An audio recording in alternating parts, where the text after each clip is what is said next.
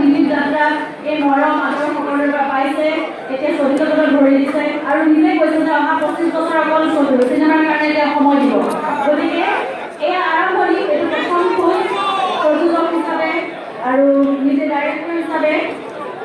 আগতে যদিও এবাৰ ডাইৰেকশ্যন কৰিছিলে তুমি মোৰ কিন্তু সেইটো এটা বেলেগ মেটাৰ আছিলে। আমাৰ প্ৰথম নিজৰ প্ৰডাকশ্যন, নিজৰ ডাইৰেকশ্যন, জুবিনে সকলো নিজৰ তেজ, ঘাম, শ্ৰম, সপোন, হেঁপাহ, আশা